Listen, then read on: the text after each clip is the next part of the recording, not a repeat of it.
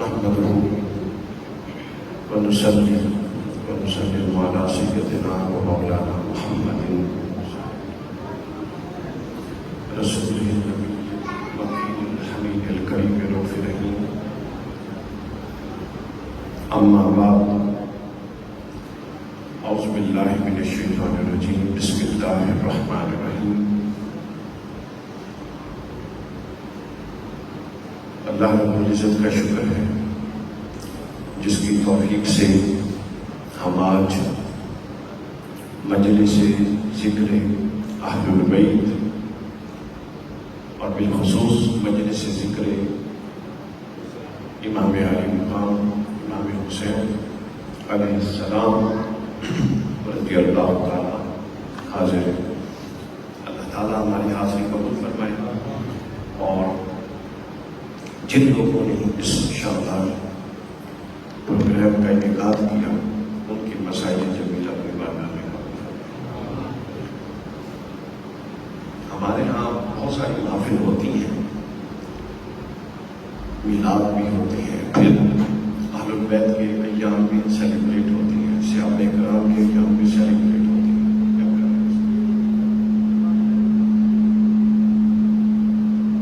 اس کی وہ بات کرنے سے آواز صحابہ کرام کے ایام بھی سیلیبریٹ ہوتے ہیں، اولیاء کے ایام بھی ہوتے ہیں، مگر ایک بڑی بنیادی چیز ہے جس کا ہر وقت تو نہیں لیکن اکثر اوقات ہم لحاظ نہیں رکھتے. وہ یہ ہے کہ ہم جو بھی ذکر کرتے ہیں اس پورے ذکر کا مدار فضائل پر ہوتا ہے، کرامات پر ہوتا ہے، معجزات پر ہوتا ہے. اور پھر جب امام حسین کا تذکرہ ہوتا ہے یا اہل البیت کا ہوتا ہے تو ان کے بھی جو موضوعات ہوتے ہیں عام طور پہ وہ فضائل پہ ہوتے ہیں، اور امام حسین کے تذکرے میں شہادت کا بیان ہوتا ہے. بے شک یہ بہت ضروری ہے اور یہ مجالس کا تقاضا ہے کہ فضائل بھی سب کے بیان کیے جائیں. اور چونکہ ایک بہت بڑا سانحہ ہوا میدان کربلا میں، ایسا سانحہ کہ وہ دلوں کو اور جگروں کو چیر کے رکھ دیتا ہے جب آپ اس کو سنتے ہیں، تو اس کا بھی تذکرہ ہونا چاہیے. مگر اس کے ساتھ ساتھ یہ تو لازمی ہونا چاہیے، اس کے ساتھ ساتھ جو پیغام ہے اس پورے واقعے کا یا اس پوری شخصیت کا، جو تعلیمات ہے ان کا بھی تذکرہ ہونا چاہیے، تاکہ ہم شخصیت کے فضائل کو سن کے جو اس سے تعلق پیدا کریں، پھر وہ تعلق ہم سے لازمی طور پہ کچھ تقاضا کرتا ہے، پھر ہم اس تقاضوں کو پورا کرنے کے لیے عملی زندگی میں اتر جائیں. کہیں ایسا نہ ہو کہ ہم ساری رات حسین حسین کر کے جب کل سڑک پہ نکلے تو سارے کام یزید والے کر رہے ہیں. اس سے پتہ ہے کیا ہوگا؟ اس سے یہ ہوگا کہ ہمارے ذکر کی اور ہمارے موقف کی جو وزن ہے وہ کم ہو جائے گا. لوگ کہیں گے کہ دیکھو کہتا کیا ہے اور کرتا کیا ہے. تو ہم کوشش کریں گے کہ اس تیسرے پہلو کو مد نظر رکھیں. خاص طور پہ آج کی گفتگو میں ہم نے ایک حدیث پاک جو بڑی مشہور ہے اور آپ لوگوں نے سنی ہوئی ہے، اس پر ہم نے کچھ بات چیت کرنی ہے. اور وہ حدیث ہے آپ لوگوں نے سنی ہوئی ہے، حضور نبی اکرم صلی اللہ علیہ وآلہ وسلم نے فرمایا، امام ترمذی نے بیان کیا کہ الحسین منی و انا من الحسین، حسین مجھ سے ہے اور میں حسین سے.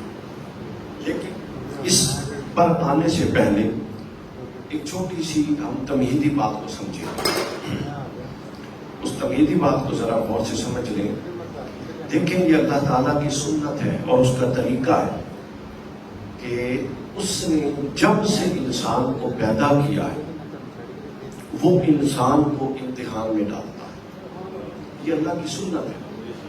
کوئی انسان اس سنت سے ورا نہیں ہے. یہ نہیں ہے کہ کوئی کہے کہ ان چند لوگوں کے لیے، اس طبقے کے لیے یا اس خاندان کے لیے یا اس قبیلے کے لیے تو آزمائش ہے، فلاں کے لیے نہیں، ایسا نہیں۔ یہ دنیا کی تخلیق ایسی ہے کہ اللہ ہر ایک کو آزمائش میں ڈالتا ہے۔ اب اگلا سوال اس جملے سے یہ پیدا ہوا کہ جس آزمائش میں اللہ ڈالتا ہے وہ آزمائش کیا ہے؟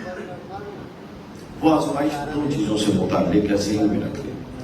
پہلی چیز ہے جس سے اللہ انسان کو آزماتا ہے وہ ہے حق اور باطل کی پہچان۔ کیا ہے وہ؟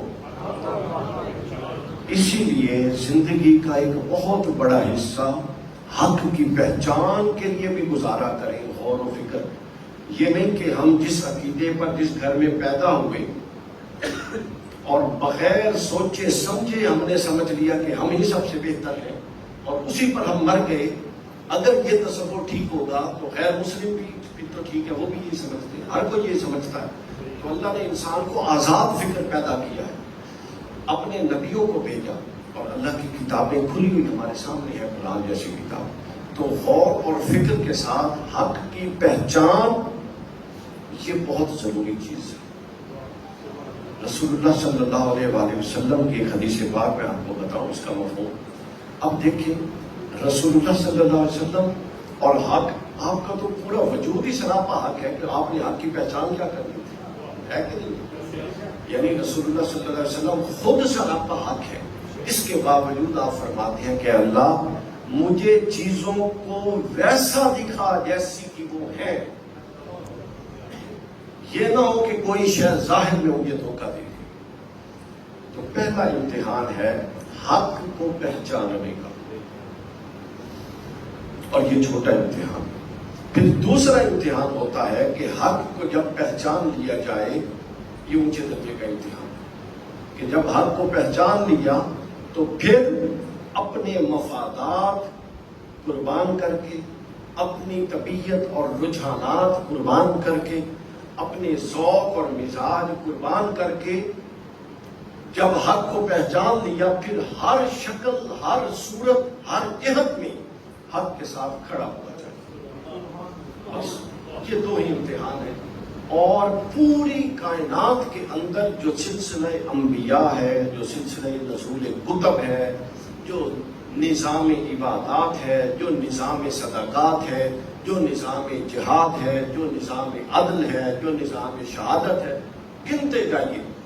جو کچھ نازل ہوا وہ بنیادی طور پہ اس لیے نازل ہوا کہ ہم اولاً حق کو پہچان لیں اور ثانیاً اپنے اندر اتنی کوشش اور اتنی جرأت پیدا کر لیں کہ بے شک ہمارا فائدہ باطل کے ساتھ کھڑے ہونے میں ہو، لیکن ہم فائدہ قربان کر کے حق کی طرف کھڑے ہو جائیں۔ یہ پورے دین کا خلاصہ، یہ پورے دین کا کیا ہے؟ خلاصہ۔ اگر آپ حق کو جانتے ہیں اور اگر حق کو جانتے ہی نہیں، پھر تو سمجھ لیں آپ نے انسان ہونے کا حق ہی ادا نہیں کیا، چونکہ انسان ہی سوچتا سمجھتا ہے نا، انسان کے علاوہ جانور تو سوچے سمجھتے نہیں، اور جو سوچتا سمجھتا نہیں ہے وہ اللہ کی شریعت کا مکلف نہیں ہے۔ جانوروں کی طرف کوئی وحی نہیں آئی، وہ کسی حکم کے پابند نہیں ہے۔ کیوں؟ چونکہ ان کے پاس نہ اختیار ہے، نہ وہ سوچتے سمجھتے ہیں۔ تو انسان سب سے پہلے حق کو پہچانے اور اس کے بعد حق کے ساتھ کھڑے ہونے، اپنی اتنی تربیت کر لے، اتنا اپنے نفس کو ریاست اور رگڑا دے دے کہ جب حق اور باطل کا کوئی میدان لگے اور اس کو حق میں بہت سی مشکلات ہوں، اس کو حق کے ساتھ کھڑے ہونے میں بہت سے مسائل پیش آتے ہیں، اس کو حق کے ساتھ کھڑے ہونے میں جان مال بھی قربان اور اپنی جان بھی بعض اوقات قربان کرنی پڑتی ہو، تو یہ دین اس لیے آیا ہے کہ اس کی تربیت کر کے حق اتنا اس کے وجود میں راسخ کر دے کہ وہ ہر مفاد کو ترک کرے اور باطل کو ٹھوکر مارے اور حق کے ساتھ آ جائے۔ اب یہ جو ہے حق کے ساتھ آنا اور حق کی پہچان، یہ کیسے ہوگی؟ اگلا سوال اس کے ساتھ یہ کرتے ہیں۔ لیکن اب بات کو تھوڑا سا دیکھیں، میں کوئی عالم آدمی نہیں ہوں، نہ میں کوئی بہت بڑا اسکالر ہوں، کچھ بھی نہیں، طالب علم ہوں، اور نہ میں یہاں پہ خطاب کرنے آیا۔ ہم مذاکرے کے ساتھ ایک بات کو سمجھنے کی کوشش کریں گے، ٹھیک ہے نا؟ یعنی اگر آپ سمجھ کے چلے گئے تو میں اونچا اونچا گلا پھاڑتا رہوں، پسینے آتے رہیں اور جناب واہ واہ کرواتا رہوں، اس کا کوئی فائدہ نہیں، کوئی فائدہ نہیں۔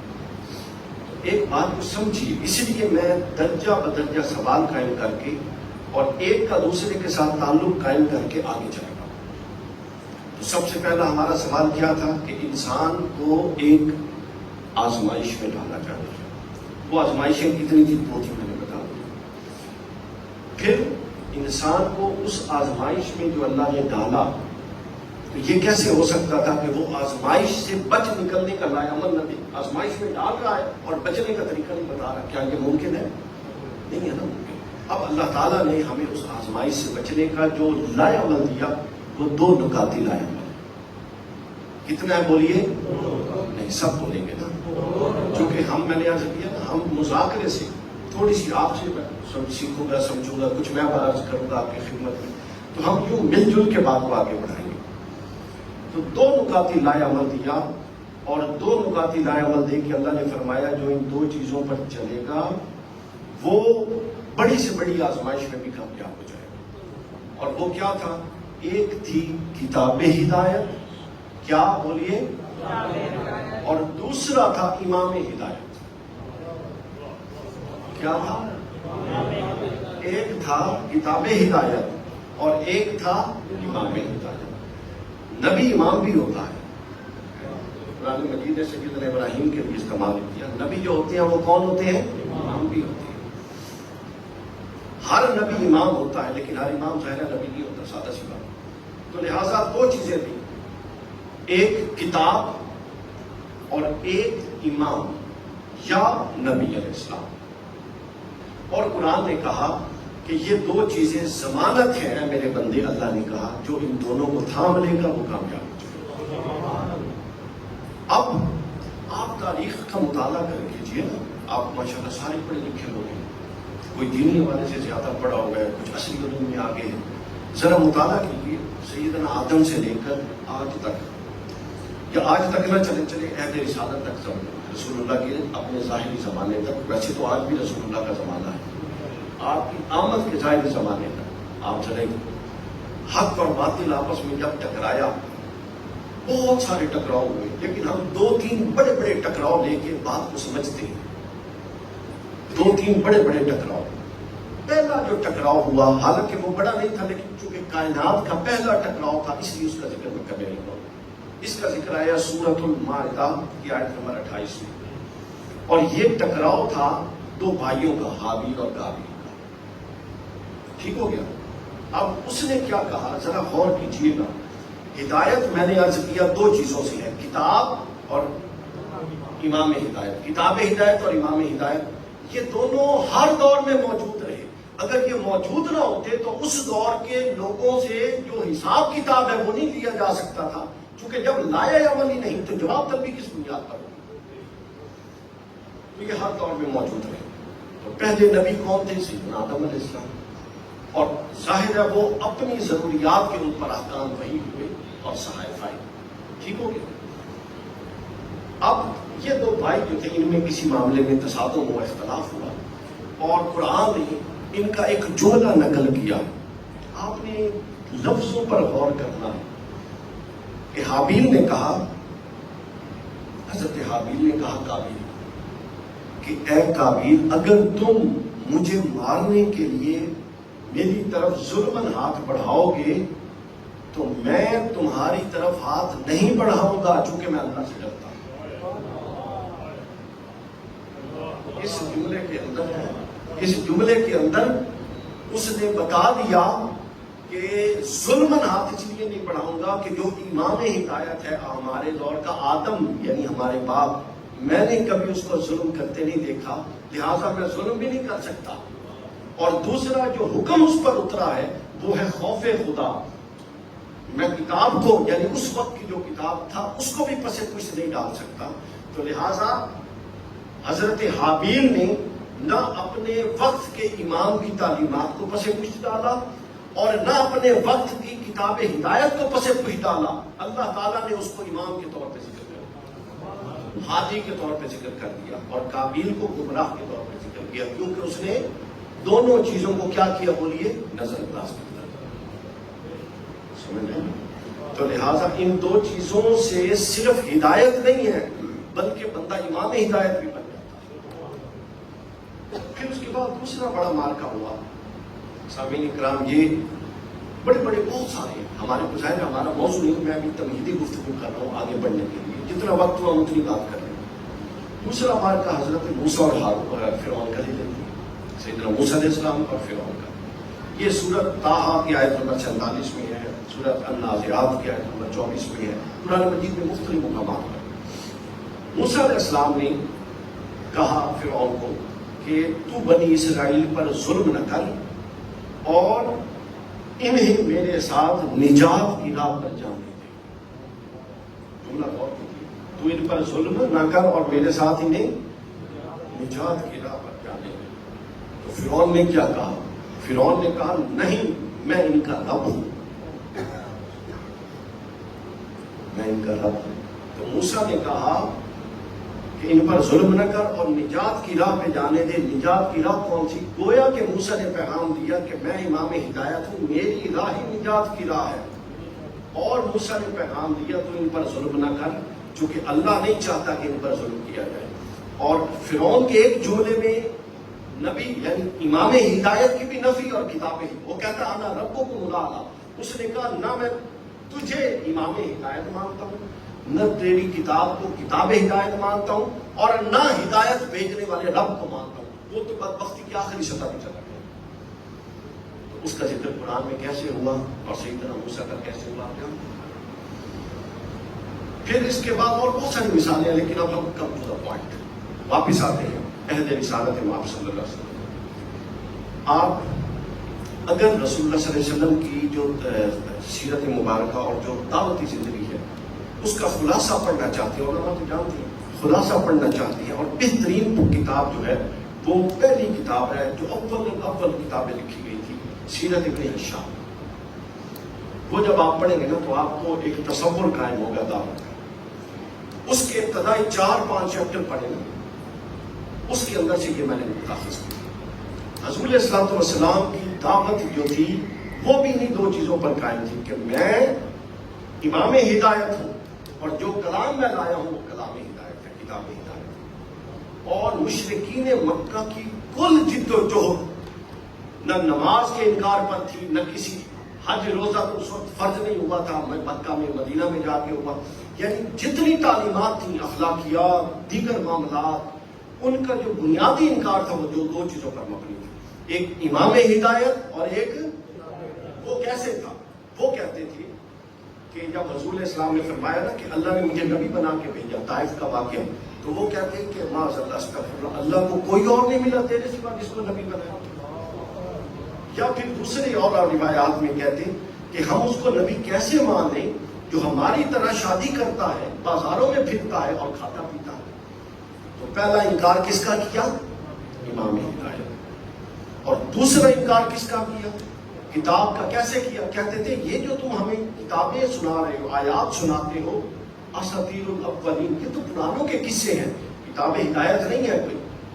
تو گویا امام ہدایت کا بھی انکار کیا اور دوسرا کس کا انکار کیا؟ بولیے، کتاب ہدایت۔ جب دونوں کا انکار اس نے کر دیا تو کیا بن گئے؟ وہ گمراہ ہو گئے۔ کیا ہو گئے؟ گمراہ ہو گئے۔ بس ہماری تمہید یہاں پر ختم۔ اب ہم آج اس موضوع پر آتے ہیں جس کے لیے آپ نے بلایا۔ اب نبوت ختم ہو چکی ہے رسول اللہ کے بعد، کسی بھی معنی میں کوئی شخص نبوت کا دعویٰ تو کیا باب نبوت کی طرف اشارہ بھی کرے گا تو وہ کذاب۔ ٹھیک ہو؟ آپ نبی تو ہو کوئی نہیں سکتا۔ ذرا غور توجہ میری طرف رکھیے، نبی تو کوئی ہو نہیں سکتا، لیکن مجھے ایک سوال بتائیے، انبیاء جن فطرتوں کی اصلاح کے لیے آتے تھے، جب طبیعتوں پر نسیان چڑھتا تھا، جب طبیعتوں میں سرکشی آتی تھی، جب انسان اصل انسانی اور اخلاقی قدروں سے نکل کر غیر اخلاقی، غیر انسانی اور بغاوت اور سرکشی والی قدروں کی طرف جاتا تھا، تو وہ جو انسانی فطرت کی کجی ہے اور جو انسانی فطرت کا ٹیڑھ پن ہے، تو نبی آنے تو بند ہو گئے۔ بتائیے اس کے بعد جو انسان آئے، ان انسانوں میں ٹیڑھ پن آنا ان انسانوں میں سرکشیوں کا آنا اور ان انسانوں میں باطل اعمال کا آنا بھی بند ہو گیا نبوت کے بعد؟ یہ تو نہیں ہو سکتا۔ تو اب سوال یہ پیدا ہوا کہ پہلے تو یہ فطری ٹیڑھ پن اور یہ طبیعتوں کے بگاڑ اور معاشروں کے زوال جب آتے تھے تو نبی آ کر اس کو ایڈریس کرتے تھے۔ اب نبی تو آنا کوئی نہیں، اب فطرت کا یہ جو ٹیڑھ پن ہے اس کو ایڈریس کون کرے گا؟ انسان کی فطرت تو اسی طرح تباہ کن ہے اور ہمیشہ سے تباہ کن رہی ہے اور بعد میں بھی تباہ کن رہے گی۔ تو اب وہ کیا لائے عمل ہوگا جو ان کی اصلاح کی ضمانت دے گا، جبکہ نبوت ختم ہو چکی، جبکہ سن لیجیے رسول اللہ صلی اللہ علیہ وآلہ وسلم نے ہمیں اپنی حیات ظاہری کے بعد بھی بے آسرا نہیں چھوڑا، اور کیا فرمایا؟ الحسین منی۔ اب سمجھیے اس تسلسل کا حصہ، یعنی اللہ نے یہ فرمایا، رسول اللہ نے یہ فرمایا کہ اے میرے امتیوں میں جا رہا ہوں، ظاہری طور پر پردہ کر رہا ہوں، لیکن یہ مت سمجھنا کہ اب میرے بعد جو باطل قوتیں سر اٹھائیں گی ان کو کچلنے والا کوئی نہیں ہوگا۔ اب میرے بعد جب انسانی فطرتوں میں ٹیڑھ پن آئے گا اس کو اصلاح کرنے والا کوئی نہیں ہوگا۔ اب میرے بعد جب سرکش اور حدوں سے بڑھنے والے آئیں گے ان کی سرکشی کو، ان کی گردن کو مروڑ کے ان کو واپس درے مار کے حق کی طرف لانے والا کوئی نہیں ہوگا۔ فرمایا ایسا نہیں ہوگا، بلکہ میں تو جا رہا ہوں لیکن میں اپنے پیچھے ایک ایسا وجود چھوڑ کے جا رہا ہوں جو نبی بھی نہیں ہے، جو نبی بھی نہیں ہے مگر نبی کی ذات سے جدا بھی نہیں ہے، جو رسول بھی نہیں ہے لیکن اس کا خون رسول کا خون ہے، لحموں کا لحم، جسموں کا جسم، دموں کا دم۔ وہ رسول نہیں ہے مگر اس کا گوشت رسول کا گوشت ہے، وہ رسول نہیں ہے مگر اس کی زبان میں پہلی خوراک رسول کی زبان کے ذریعے گئی ہوئی ہے، وہ رسول نہیں ہے مگر اس کی آنکھوں نے جو پہلا چہرہ دیکھا ہے وہ رسول کا دیکھا ہے، وہ رسول نہیں ہے مگر اس کی کان میں جو پہلی آواز گئی ہے۔ تم تو اللہ اکبر علماء اور مولوی حضرات اور اپنے خاندان کے بڑوں سے کرواتے ہو، مگر وہ ایسا ہے کہ جس کے کان میں پہلا اللہ اکبر محمد رسول اللہ نے کہا، وہ رسول نہیں ہے مگر وہ ایسا ہے جس کی پیدائش سے لے کر 7 سال تک ایک ایک قدم رسول نے خود اٹھوایا ہے۔ وہ رسول نہیں ہے مگر وہ ایسا ہے کہ جب رسول سجدہ کرتا تھا اور وہ چڑھ جاتا تو رسول سجدے سے سر نہیں اٹھاتے کہ کہیں اس کو تکلیف نہ ہو جائے، یوں پال کے امت کو دیا تھا۔ وہ رسول تو نہیں ہے مگر وہ ایسا ہے کہ اگر وہ کسی سے لڑ پڑے تو رسول نے فرمایا جس سے یہ لڑے گا اس سے میں لڑنے والا ہوں۔ وہ رسول نہیں ہے مگر رسول جب قرآن نے کہا اپنے بیٹوں کو لاؤ تو رسول نے اس کا ہاتھ پکڑا اور لے کے چل پڑے اور دنیا کو دکھا دیا کہ یہ ہے میرا بیٹا حسن اور حسین۔ وہ رسول تو نہیں ہے، وہ رسول تو نہیں ہے مگر یہ وہ ہے کہ جب اس کا نام اس کے باپ نے حمزہ اور جعفر رکھا یا دوسری روایت میں شبر اور شبیر رکھا تو حضور نے فرمایا انی امرت، مجھے وحی آئی ہے کہ ان کا نام بدل دوں، یعنی وہ رسول نہیں ہے مگر وہ ہے جس کا نام وحی کے ذریعے اللہ رکھواتا ہے۔ وہ رسول نہیں ہے مگر رسول سے جدا نہیں ہے، وہ رسول نہیں ہے مگر ہر ایک کا نسب اس کے باپ سے چلتا ہے، مگر حسین وہ واحد فرد ہے جس کا نسب اس کی ماں سے چلتا ہے۔ وہ رسول نہیں ہے مگر وہ رسول کی فکر کا امین ہے، وہ رسول اللہ صلی اللہ علیہ وسلم کی فکر کا امین ہے۔ وہ رسول نہیں ہے مگر قرآن نے کہا انما یرید اللہ لیذھب عنکم الرجس اہل البیت ویطہرکم تطہیرا۔ جب یہ آیت نازل ہوئی تو صحابہ کرام حضرت انس بن مالک، ابو سعید خدری بیان کرتے ہیں 6 مہینے اس کے دروازے کو حضرت رسول اللہ صلی اللہ علیہ وسلم فجر کی نماز کے بعد ان کے دروازے پر جاتے اور دروازے کو دستک دے کے فرماتے الصلاۃ یا اہل البیت انما یرید اللہ لیذھب عنکم اہل البیت، تاکہ ہر آنے جانے والے کو پتہ لگ جائے کہ جن کو اللہ نے عرش سے پاک کر کے بھیجا ہے وہ یہ گھر والے ہیں،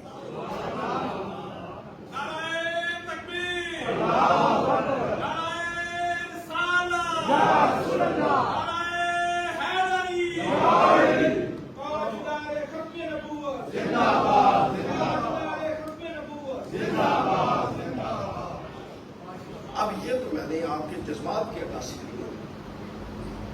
اب تھوڑی سی اس پر ایک عالمانہ تو میں نہیں کہتا نہ میں عالم ہوں، ایک طالب علمانہ بات بھی کرنی چاہتا ہوں. یہ جو حضور نے فرمایا تھا الحسین منی و آنا، ماشاءاللہ دیکھیں بھائی پڑھے سب کو یہ حدیث یاد ہونی بھی چاہیے. اب ذرا اس کا تھوڑا مفہوم بھی سمجھ لیں تاکہ یہ پردہ کھل جائے کہ یہ جو ہم نے مقدمہ قائم کیا ہے کہ رسول اللہ کے بعد وہ ذمہ داری جو رسول نے نبھائی تھی، اب جب رسول نہیں ہے تو وہ ذمہ داری حسین کے پاس ہے. یہ بات کوئی جذباتی بات نہیں. سن لیجیے، اس نے فرمایا الحسین من، ایک پہلا من ہے اور پھر آگے فرمایا وہ آنا، یہ دوسرا من ہے. یہ جو دو من ہے نا، ان کے اندر بڑا راز ہے. اب وہ سنیے کیا راز ہے. حضور نے فرمایا یہ جو پہلا من ہے، یا علماء لغت نے فرمایا یہ للتبعیض ہے، تبعیض کے لیے آیا ہے، جزئیت کے بیان کے لیے آیا ہے. یعنی حضور نے فرمایا حسین منی، حسین میرا جزو ہے. اس میں بڑا راز ہے اگر آپ غور کریں. حسین میرا، تو میں نے کہا کہ نبی نہیں ہے مگر نبی کا جزو ہے. حسین میرا جزو ہے. آپ اس بات کو ہی نہیں سمجھ رہے. کیا نبی کے جزو کے ساتھ کوئی اپنا تقابل کر سکتا ہے؟ جو نبی کے وجود کا حصہ ہے. حضور نے فرمایا کہ حسین میرا جزو ہے. اگر تمیز لیا جائے تو حسین میرا جزو ہے. اور حسین کی ماں کے لیے بخاری شریف میں فرمایا فاطمہ میرے جگر کا ٹکڑا ہے. تو گویا کوئی جزو ہے، کوئی جگر کا ٹکڑا ہے. یہ کیسا خاندان ہے جو رسول اللہ صلی اللہ علیہ وسلم کے وجود سے یوں جڑا ہوا ہے کہ اصول کی بات سمجھ لیں کہ جزو اپنے کل سے کبھی الگ نہیں ہو سکتا، چونکہ وہ جزو ہے اور اس کی اصل اس کا کل ہے. تو جزو اس وقت تک قائم ہے جس وقت تک کل قائم ہے، اور کل اس وقت قائم ہے جب عدم ہی نہیں بنا تھا، اور اس وقت تک جنتوں میں رہے گا جب سب جنتی جنت میں اور جنتی جہنم میں چلے جائیں گے. تو گویا حسین بھی اس وقت تک جزو ہے کہ ابھی آدم بھی نہیں بنے تھے، اور اس وقت تک جزو رہے گا جب جنتی جنت میں اور جہنمی جہنم میں چلے گا. یہ جزئیت ہے. اچھا اب یہ ایک بات ہوگی. اس سے اگلی جو بات ہے، دوسرا جو من ہے وہ اس سے بھی شاندار ہے اس کے اندر پیدا، اور وہ یہ ہے، اس کو کہتے ہیں علماء، دوسرا من ہے وہ للبیان ہے. کیا ہے؟ للبیان. اب اس کا مطلب کیا ہوتا ہے؟ للبیان کا معنی ہے کہ حضور نے فرمایا کہ اگر اس کا معنی دوسرے کا للبیان دے تو فرمایا کہ حسین وہ ہے جو میرے موقف کو بیان کرنے والا ہے. یعنی جب ظاہری طور پہ میں نہیں ہوں گا اور کسی مسئلے میں فیصلہ کروانا ہے تو اے میرے امتیوں سمجھ لو، کسی فرد کسی مسئلہ کے بارے میں جو رائے حسین کی ہوگی، للبیان کا فائدہ یہ وہ محمد رسول اللہ کی ہوگی. یعنی میرے بعد میرے بیان کی، میرے ابلاغ کی اور میرے نقطۂ نظر کو لوگوں تک پہنچانے کی اگر کسی ایک فرد کے پاس ضمانت ہے تو وہ حسین ابن علی کی. حسین یعنی جو حسین کی رائے ہوگی وہ میری رائے. اس لیے یعنی جو حسین جس سے لڑے گا سمجھ لو میں لڑ رہا ہوں، حسین جس سے صلح کرے گا سمجھ لو میں صلح کر رہا ہوں. آپ کو اس کے ساتھ تائید دوں کہ یہ جو تعبیر ہم نے کی ہے یہ کتنی مضبوط ہے. اس کے ساتھ تائید سنیں. ترمذی کی حدیث ہے 3870 3870 ان زید بن ارقم رضی اللہ تعالیٰ عنہ ان رسول اللہ صلی اللہ علیہ وسلم قال لعلی و فاطمہ و حسن و حسین. حضرت زید بن ارقم فرماتے ہیں کہ حضور نے علی، فاطمہ، حسن اور حسین کے بارے میں فرمایا. کیا فرمایا؟ فرمایا انا حرب لمن حاربتم و سلم لمن سالمتم. فرمایا کہ علی یا فاطمہ، حسن اور حسین سن لو، جو تم سے لڑے گا میں اس سے لڑنے والا ہوں، اور جو تم سے صلح کرے گا میں اس سے صلح کرنے والا ہوں. تو گویا وہ دل بیان کی تشریح ہوئی کہ نہ ہوئی؟ اس حدیث نے تائید کر دی نا دل بیان کی کہ گویا کہ حضور صحیح فرما کے گئے تھے کہ تم میرے بعد اگر کسی کو وہ موقف چاہیے جو میرا ہے تو حسین کا موقف میرا موقف ہوگا. اور آگے بھی بتاؤ علماء اہل سنت نے تو انبار لگا دیے اس طرح کے دلائل کی.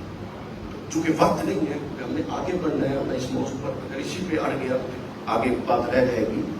بس تھوڑا سا حوالہ دے دو. اس پر آپ کو ایک کتاب پڑھنی چاہیے.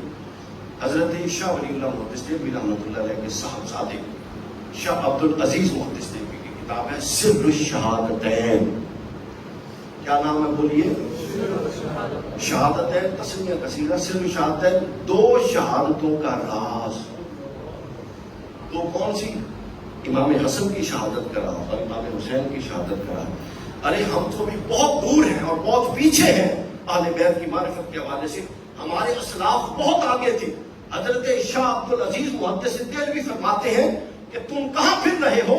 ہم حسن اور حسین کی شہادت کو ظاہراً حسن اور حسین کی سمجھتے ہیں، حقیقت محمد رسول اللہ کی سمجھتے ہیں. چونکہ رسول اللہ دعا کیا کرتے تھے. صحیح بخاری حضور فرماتے تھے میری خواہش ہے کہ اللہ کی راہ میں مارا جاؤں پھر اٹھایا جاؤں، پھر مارا جاؤں پھر اٹھایا جاؤں. لیکن اپنے محبوب کی ہر دعا کو اللہ نے دنیا میں قبول کیا، اس کو ظاہراً قبول نہیں کیا. چونکہ اگر رسول اللہ کسی میدان جنگ میں شہید ہوتے تو اسلام کے روب اور تشخص کو ناقابل تلافی نقصان ہوتا. پیغمبر اسلام شہید ہو یہ معمولی بات نہیں تھی. تو اللہ نے آپ کی شہادت کو اس طور پہ مؤخر کر دیا. بظاہر آپ کو شہید نہیں ہونے دیا، مگر حضرت شاہ عبد العزیز فرماتے ہیں وہ جو روکی ہوئی تھی دعائیں مصطفیٰ عرشوں پر وہ پھر اتری اور فاطمہ کے بیٹے حسن میں شہادت سری کے طور پہ ظاہر ہوئی اور سیدہ کے بیٹے حسین میں شہادت ظاہر اور شہادت جوہری کے طور پہ ہوئی. تو گویا یہ جو امام حسن اور امام حسین کی شہادتیں ہیں یہ ظاہر میں حسن اور حسین کی ہے اور حقیقت اور باطن میں محمد رسول اللہ کی. تو گویا یہ سیرت کا تسلسل ہے. حسن اور حسین کی سیرت رسول اللہ کا تسلسل ہے. تبھی تو شہادت حسن اور حسین شہادت محمدی ہوئی. اور اس کی اور بھی بہت ساری حضور نے اگر رسول اللہ صلی اللہ علیہ وسلم جب آئے درود نازل ہوئی تو صحابہ کرام حضور کی خدمت کیا کہ یا رسول اللہ صلی اللہ علیہ وسلم ہم آپ پر سلام تو سمجھتے ہیں، سادہ بات ہے، درود کیسے پڑھیں؟ حضور نے صحیح بخاری شریف کے اندر حضور السلام نے فرمایا تم مجھ پر ایسے درود پڑھو جیسے میں سکھاتا ہوں. پھر آپ نے درود پڑھا اللہم صلی علی محمد وعلی آل محمد کما صلیت علی ابراہیم وعلی آل ابراہیم. تو کسی نے رسول اللہ کے سامنے درود پڑھا جس میں آل کا ذکر نہیں تھا. حضور نے ناپسند فرمایا. گویا کہ اللہ اس وقت تک دعا قبول نہیں کرتا جب تک دعا کے آگے اور پیچھے درود نہ پڑھا جائے، اور رسول اللہ اس وقت تک درود قبول نہیں کرتے جب تک درود کے اندر آل رسول کو شامل نہ کیا. آل رسول کو شامل. تو یہ جو میں حدیث جس کی شرح کر رہا تھا الحسن الحسین من الحسین، اس کی جو میں شرح کر رہا تھا اس پر علماء ہمارے علماء نے بہت کچھ لکھا ہے. ملا علی قاری رحمۃ اللہ تعالیٰ علیہ مرقات میں فرماتے ہیں اس حدیث کی شرح کرتے ہوئے کہ اس کا مطلب یہ ہے کہ میرے دین کی بقا اور میری سنت کی حفاظت اور میرے مشن کی سربلندی حسین کی قربانی کے ساتھ اللہ نے جوڑ دی. حضرت ملا علی قاری نے اس کی شرح کی. اور پھر امام مبارک پوری بہت خوبصورت اس کی شرح کرتے فرماتے ہیں یہ جو دوسرا من الحسین ہے یہ نسبت کے لیے نہیں ہے. لوگ سمجھتے ہیں نا نسبت کے لیے پہلا ہے کہ حسین مجھ سے ہے میری نسبت سے. دوسرا نسبت کے لیے نہیں. تو پھر پوچھا کہ دوسرا کس لیے؟ تو فرمایا دوسرا 4 چیزوں کے لیے: دین، محبت، نصرت اور مقصد. ان 4 چیزوں میں حسین اور رسول اللہ کو وحدت ہے. یعنی جو تصور دین حسین کا ہے وہ تصور دین رسول اللہ کا ہے. جو تصور دین جو محبت حسین کی ہے وہی محبت رسول اللہ صلی اللہ علیہ وسلم کی، الگ نہیں ہے. رسول اسلام نے فرمایا من احبنی فلیحب ہذین، جو مجھ سے محبت کرتا ہے اس کو چاہیے کہ ان دونوں سے محبت کرے، یعنی اپنی محبت کے بعد شرط لگا ان دونوں سے محبت کرے۔ اور دوسری حدیث میں فرمایا من یحب ھذین فقد احبنی، اور جو ان دونوں سے محبت کرتا ہے بس میری محبت اس کے اندر داخل۔ اس کو آپ ایسے سمجھ لیں جیسے قرآن کہتا ہے نا اطیعوا اللہ و اطیعوا الرسول، اللہ کی اطاعت کرو اور رسول اللہ صلی اللہ علیہ وسلم کی اطاعت کرو، یہ دو الگ اطاعت ہیں۔ پھر دوسرے مقام پہ قرآن کہتا ہے وَمَن یُطِعِ الرَّسُولَ فَقَدْ اطاع اللَّهَ، کہ رسول کی اطاعت، اللہ کی اطاعت یہ ہے کہ بس رسول کی اطاعت کرو، اللہ کی اسی کے اندر ہے۔ بالکل یہی اسلوب حضور نے فرمایا جو مجھ سے محبت کرے اس کو چاہیے کہ حسن حسین سے محبت کرے، اور جو ان سے محبت کرے بس میری محبت اس کے اندر۔ محبت ایک، اس لیے حضور نے فرمایا کہ جو ان سے محبت کرے گا، حضور اسلام نے فرمایا اللہ جو ان سے محبت کرتا ہے تو بھی اس سے محبت کر، اور پھر اس سے بھی محبت کر، میں اللہ میں ان سے محبت کرتا ہوں تو بھی ان سے محبت کر، اور اس سے محبت کر جو ان سے محبت کر۔ پھر اس کے بعد نصرت، مدد، دین کے معاملے میں نصرت۔ رسول اللہ نے فرمایا کہ، اور حدیث پاک کا مفہوم ہے، حضور نے فرمایا کہ جو حسین کی نصرت کرتا ہے یا کرے گا وہ ایسے ہی ہے جیسے رسول اللہ کی نصرت ہے، میری ڈائریکٹ نصرت ہے۔ اور مقصد وہی حسین علیہ السلام کا مقصد تھا جو رسول اللہ کا مقصد تھا، کہ دین کی قدروں پر جو ضرب لگ رہی تھی اور دین کی قدروں کو جو پامال کیا جا رہا تھا اس کو پھر سے زندہ کرنے کی۔ یہ چار چیزیں تھی صاحبان گرامی جو اس کی تشریح میں امام مبارک پوری رحمۃ اللہ تعالیٰ علیہ نے بیان۔ آپ اس کو سمجھ گئے پہلے اسی کو کہ حسین جو ہے وہ اس فکر کے امین ہے جو فکر رسول اللہ صلی اللہ علیہ وآلہ وسلم نے دی، اور خلافت راشدہ حضرت سیدنا ابوبکر صدیق، حضرت عمر، حضرت عثمان اور حضرت علی اور امام حسن تک رضوان اللہ علیہ مجمعین تک وہ فکر جو رسول اللہ نے دی تھی وہ خود پروان چڑھ۔ پھر اس کے بعد ملوکیت آئی اور اس فکر پر زوال آئے، اور یزید کے دور میں وہ زوال اپنی آخری حدوں پر تھا اور حسین علیہ السلام نے اس کو دوبارہ چڑھا۔ اب یہاں پر ایک سوال پیدا ہوتا ہے کہ اس مقصد کے لیے حسین کو ہی منتخب کیوں کیا گیا؟ اس کی ایک وجہ ہم حدیث میں بیان کر چکے ہیں کہ وہی یہ کام کر سکتا تھا جس کو رسول نے خود منتخب کیا، الحسین بن وانا من الحسین، اور وہی یہ کام کر سکتا تھا جو وارث نبوت ہو، جو وارث فیض نبوت ہو۔ تو وارث فیض نبوت امام حسن اور حسین، بہت ساری اہل سنت کی کتب میں حدیث ہے، جب آخری وصال کے قریب وقت تھا تو سیدہ کائنات امام حسن اور حسین کو لائیں اور فرماتی ہیں کہ یا رسول اللہ یہ دونوں آپ کے شہزادے ہیں، ان کو اپنی وراثت سے کچھ دیں۔ تو حضور نے فرمایا کہ حسن کے لیے میری سرداری ہے اور حسین کے لیے میری ہیبت اور جرأت ہے۔ حسن سے سرداری والے کام لیے، بڑوں والے کام لیے، بڑے ہمیشہ ملاتے ہیں، اور جب غیرت اور حمیت کا معاملہ آئے تو جرأت والا ہمیشہ کھڑا ہو جاتا ہے، تو جرأت والا ہمیشہ کھڑا ہو جاتا ہے۔ تو حسین علیہ السلام کے اس لیے انتخاب کیا۔ اب یہاں میں امام حسین کی شخصیت پر کچھ بات کرنا چاہتا ہوں، اور یہ بات وہ نہیں ہے فضائل وغیرہ جس طرح آپ عام طور پہ سنتے ہیں، تھوڑے اس سے ہٹ کے امام حسین کا جو مزاج تھا وہ قرآن والا تھا۔ ذرا یہ جملہ غور سے سنیں، حسین کا جو مزاج تھا وہ قرآنی مزاج تھا، حسین کا جو اقدام تھا وہ قرآنی اقدام تھا۔ یعنی آپ ایسے سمجھ لیں کہ جیسے رسول اللہ کی زندگی میں قرآن کیا تھا، ایک کتاب، اور چلتا پھرتا قرآن کیا تھا، خود وجود رسول۔ تو جب رسول اللہ تشریف لے گئے تو من و عن وہی، ایک طرف وہ قرآن تھا جو کتاب کی شکل میں تھا، اور ایک طرف وہ بولتا قرآن تھا جس کو حسین ابن علی کہتے ہیں۔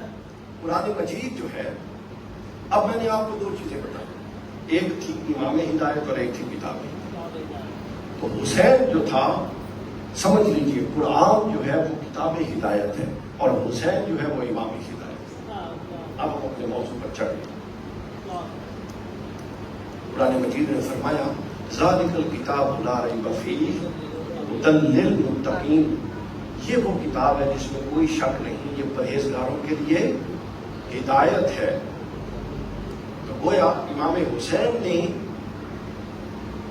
ہدایت صرف یہ ہمیں بتایا کہ قرآنی ہدایت یہ نہیں ہے کہ قرآن کو پڑھ کے سمجھ لیا جائے کہ یہ ہدایت ہے، بلکہ حسین نے یہ بتایا کہ قرآنی ہدایت یہ ہے کہ اس کو پڑھ کے سمجھ کے میدان عمل میں نکلا جائے اور ہدایت کا امام بن کے کھڑا ہوا جائے اور ہدایت کا چراغ جلا کے اندھیروں کو روشن کیا جائے۔ پھر قرآن کا مزاج حق اور باطل میں فرق کرنا ہے، حسین کا مزاج بھی حق اور باطل میں فرق کرنا۔ ذرا معلوم ہے مجھے تھوڑا سا یہ موضوع جو ہے اس طرح کا آپ لوگوں کے ذوق کا نہیں ہے، لیکن خوش بھی نہیں، لیکن یہ تھوڑا سا یہ سننا چاہیے، اب یہ چیزیں سننے کا دور ہے۔ قرآن کہتا ہے فَلَا تَلْبِسُوا الْحَقَّ بِالْبَاطِلِ، یہ بڑی خوبصورت آیت ہے کہ تم حق اور باطل دونوں کو گڑبڑ نہ کرو گے، نہیں نہیں نہیں یہ بھی ٹھیک، یہ بھی ٹھیک، یہ بھی ٹھیک، یہ بھی، ہم تو بھائی چپ ہے، نہ نہ نہ، ایسا نہیں۔ فَلَا تَلْبِسُوا الْحَقَّ بِالْبَاطِلِ، پھر دوسرا فرمایا وَتَكْتُمُوا الْحَقَّ، نہ حق اور باطل کو ملاؤ اور نہ باطل ہے اور اس پر چپ رہو، یہ دونوں کام نہیں ہو سکتے۔ حسین نے بلکہ کیا کہا وَأَنْتُمْ تَعْلَمُونَ، اگر تم جانتے ہو۔ حسین نے یہ دونوں کام کر کے دکھائے کہ جب حق اور باطل ملایا جا رہا تھا تو حسین کھڑا ہو گیا اور ملنے نہیں دیا، اور جب باطل چھپایا جا رہا تھا حسین کھڑا ہو گیا، اس کو چھپنے نہیں دیا، اور حسین نے باطل قدروں کو اور باطل قدروں کے نمائندوں کو اتنا ننگا کیا کہ آج لفظ یزید کو اتنا نہیں بنا کر دیا۔ اس سے بڑا کیا ہو سکتا ہے؟ پھر اس کے بعد یہ قرآن کہتا ہے کہ حق اور باطل کو ملاؤ۔ اب امام طبری نے اور امام ابن اسیر نے تاریخ الکامل امام حسین کا ایک قول بیان کیا، وہ بھی یہی ترجمہ ہے قرآن کا۔ حسین علیہ السلام کے خطبات میں دیکھ رہا ہوں آج کل اور ساتھ قرآن کو دیکھ رہا ہوں، آپ یقین کیجئے یوں لگتا ہے کہ قرآن کی صورتوں کے مضامین کو قرآن حسین مختصر کر کے کربلا میں بیان کر رہا ہے۔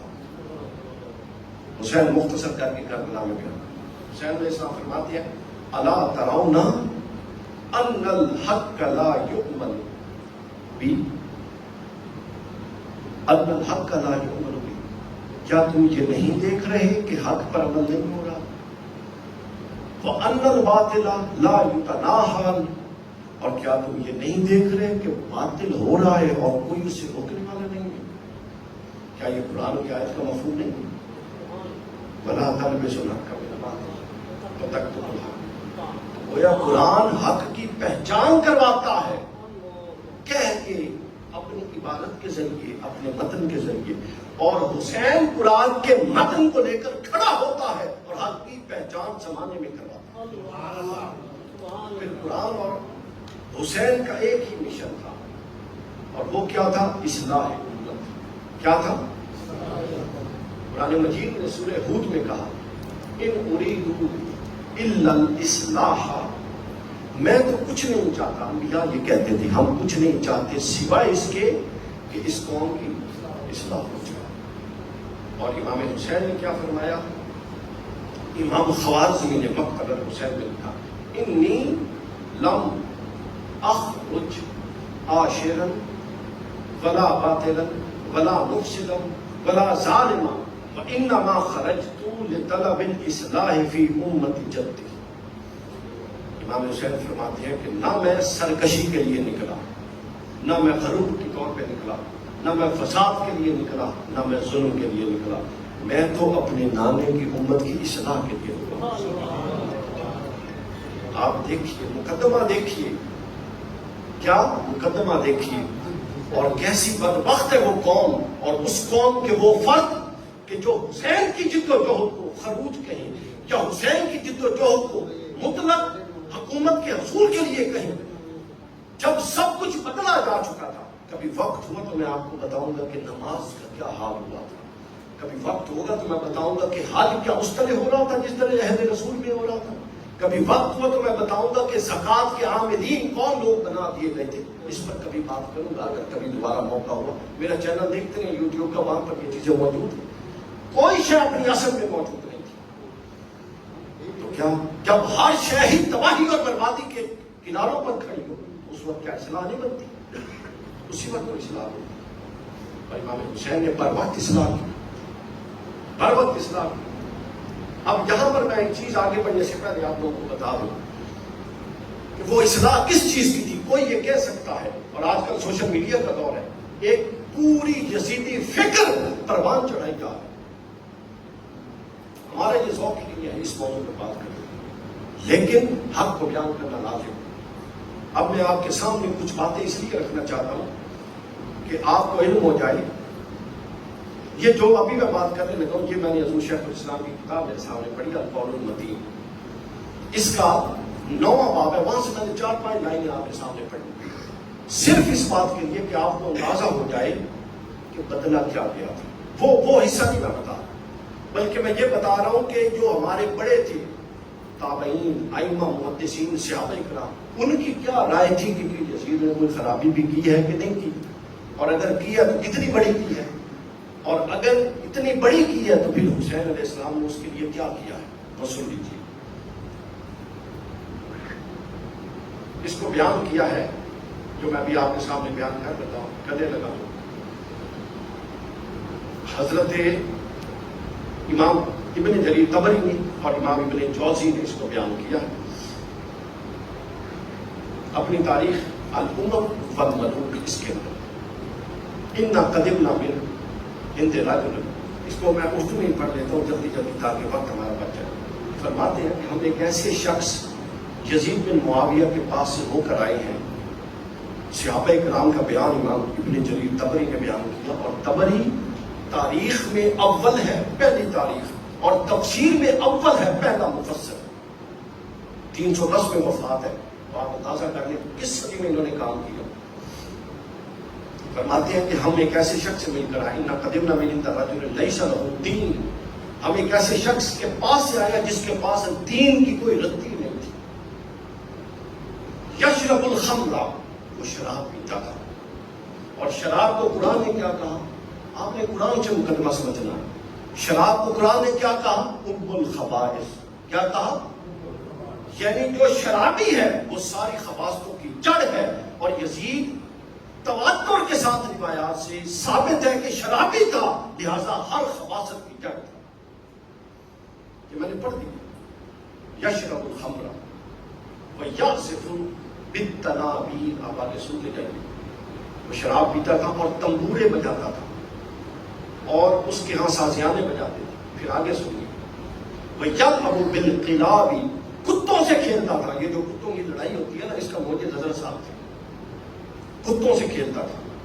وَيُسَامِرُ الْخَرَابَ، اس کے بعد وہ کہتے ہیں راتوں کو، رات ویرانوں میں اور نوجوانوں کے ساتھ گپ شپ کرتے ہوئے گزارتا تھا. اس کے اندر بڑی راز ہے، اس لائن میں خود سمجھ جائیں. نوجوانوں کے ساتھ راتیں گزارتا تھا گپ شپ لگاتے ہوئے. پھر آگے کہتے ہیں وَإِنَّا نُشْهِدُكُمْ أَنَّا قَدْ خَلَقْنَاهُ، بے شک ہم تمہیں، اپنے دوسرے ساتھیوں کو صحابہ کہتے ہیں، گواہ بنا. یہ وہ طبقہ تھا صحابہ کا، ایک گروپ تھا جو وہاں سے ہو کر شام سے آیا تھا اس سے مل کے. انہوں نے دوسروں کو گواہ بنایا کہ تم گواہ ہو جاؤ کہ ان وجوہات کی بنیاد پہ ہم اس کی بیعت کو توڑ رہے ہیں. آگے چلیے. اہل بصرہ بیان کرتے ہیں. اہل بصرہ اس کو بیان کیا ہے سبت ابن جوزی نے فی تذکرۃ الخواص کے اندر 259 نمبر صفحہ پر. سنتے جائیے، آواز آ رہی ہے؟ سنتے جائیے. جب حضرت معاویہ نے یزید کو ولی عہد بنایا، اس کا فیصلہ کیا تو لوگوں کو، شہر سے لوگوں کو بلوایا تاکہ اس کے حوالے سے بیعت ہو سکے. اس کے حوالے سے بیعت ہو سکے. یہ نہیں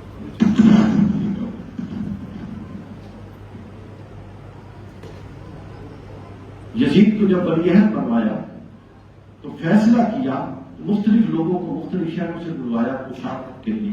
آپ نے بڑی حساس بات میں کرنے لگا ہوں، اس کا ذرا حوالہ توجہ سے سن لیں. ابن اسیر فی الکامل تاریخ الکامل تیسری جلد صفحہ نمبر 352 کہتے ہیں حضرت معاویہ نے بہت سارے شہروں سے لوگوں کو بلوایا تاکہ یزید کے بارے میں مشاورت کی جائے اور لوگ اپنی آراء بیان کریں. تو اہل بصرہ کے ایک وفد میں سربراہ تھے اخنف بن قیس البصری. کیا نام ہے؟ اخنف بن قیس البصری. سارے لوگوں سے رائے لی اور وہ خاموش بیٹھا تھا. ان سے کہا، وہ بڑے سمجھدار سمجھے جاتے تھے اور صاحب رائے تھے. تو ان سے کہا کہ اے ابو بہر، آپ یزید کے بارے میں رائے کیوں نہیں دیتے؟ تو انہوں نے کہا نخافکم ان صدقنا و نخاف اللہ ان کذبنا. اگر ہم سچ بولتے ہیں تو آپ سے ڈرتے ہیں، اور اگر جھوٹ بولتے ہیں تو اللہ سے ڈرتے ہیں. اگر سچ بول دیں کہ وہ کیسا بدبخت اور شرابی ہے تو آپ کا ڈر ہے آپ سے نقصان نہ، اور اگر جھوٹ بولتے ہیں اور اس کے ہاتھ میں دلیل دیتے ہیں تو اللہ مار دے گا. اللہ کا ڈر ہے. وَأَنْتَ يَا أَمِيرُ الْمُؤْمِنِينَ، اور اے امیر المومنین، أَعْلَمُ بِيَزِيدٍ فِي لَيْلِهِ وَنَهَارِهِ، اور اے امیر المومنین آپ یزید کے دن بھی جانتے ہیں اور راتیں بھی جانتے ہیں.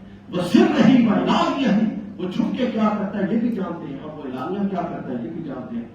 وَمَدْخِلِهِ وَمَخْرِجِهِ، وہ کہاں جاتا ہے یہ بھی جانتے ہیں، وہ کہاں سے آتا ہے یہ بھی جانتے ہیں.